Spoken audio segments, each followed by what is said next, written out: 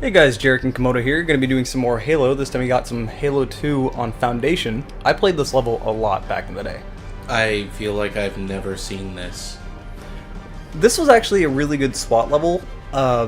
It was... Here's the catch. It seems really campy because you got the 4 rooms that you typically spawn in, so people like to camp in those rooms.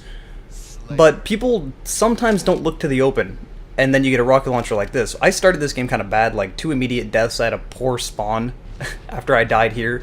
I was really confused when I died here because I got shot by the turret and I had no idea what was shooting at me. Like, what killed me?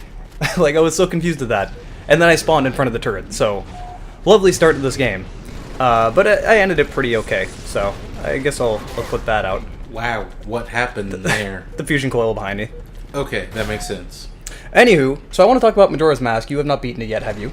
No, I haven't. So I like how you got... You haven't even played... You haven't beaten the Ruby and Sapphire remakes either, have you? I think my Pokemon are still in the single-digit levels.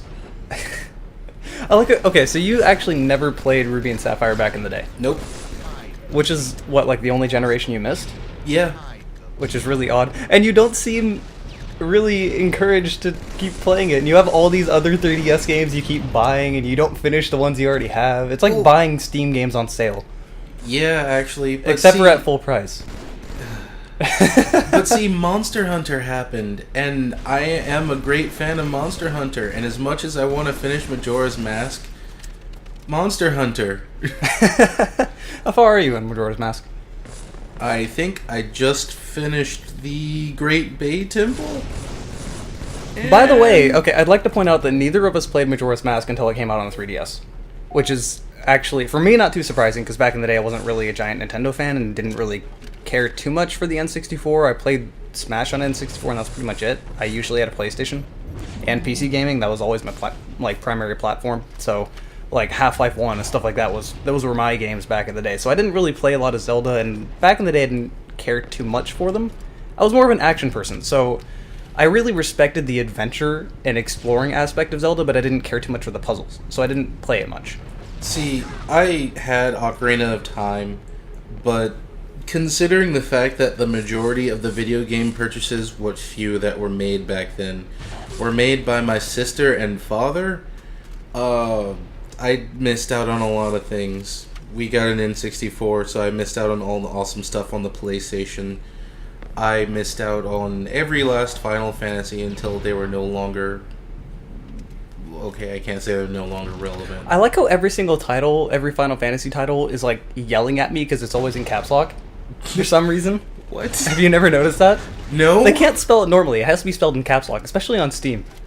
The only thing I ever noticed about Final Fantasy, how it was always spelled, or not spelled, but numbered with Roman numerals, as opposed to like You gotta be all fancy like it. Dragon Warrior and Dragon Quest, which I'm almost positive was just numbers. By the way, killing everything with this rocket launcher. See, this is the great thing about this level, is that if you do get into the open and no one sees you, you can pick up rockets, and sniping someone with the rocket, he turned around, I had no idea where I was shooting at him from, and then perfectly lined that shot, so I was happy with that. Back to Majora's Mask? Yeah, also I got so unlucky. There's 3 around the corner here, I have a sword, and I happen to go for the one guy that has a shotgun. It's like, come on, I could have at least got 1 kill out of that. That's really unfortunate. Perfectly timed shot, too. But yes, Majora's Mask. I just beat it last night. I'm not going to give out any spoilers, because you haven't gotten that far. You haven't even played the last temple yet. No. You know, to me, the thing I always thought about Majora's Mask when I first started playing it, it's interesting the fact that it's not really a full-length Zelda game, but it's definitely not like DLC. It feels like a true expansion. It almost feels like what they did for ODST, where it's like they wanted to make an expansion, then they just made it a full game, except for better, because ODST wasn't worth full price. It wasn't bad, it's just, that's not a $60 game. No, not really. Like, they tried to justify paying $60 by adding the Halo 3 multiplayer, but come on. I mean, I guess that was smart because it kept Halo 3's multiplayer alive, not that it really needed help. But yeah, it was a fun game. It was different, but I still can't help but feel that the way that the time traveling is implemented is really obnoxious. Like, I kept my opinion to myself about this until I actually played the game, because I immediately thought, okay, I only have 3 days, and then I'm going to have to go back to the first day once those 3 days run out, and everything's going to reset. That seems annoying, but I hadn't played it, so I had no idea. And then I played it, and it really is kind of as annoying as it sounds. It's not as bad as it could be, but if you get into a situation where you don't finish a temple on time and have to reset, now you got to do the whole fucking temple over again, which thankfully didn't happen to me. Actually, if you at least open the boss door, you don't have to do the whole thing over. That did happen to me, though. The very last temple, I died on the final boss. I only had like 1 hour left, so I just reset everything. Then I went back in, you can just warp to the final boss. But if you don't get that far, you got to do it all over again. Yeah, I've ended up in, well, not that exact situation, but in a situation where it's like, I get to the boss, I'm fighting him, suddenly time's running out. Beautiful spawn, by the way.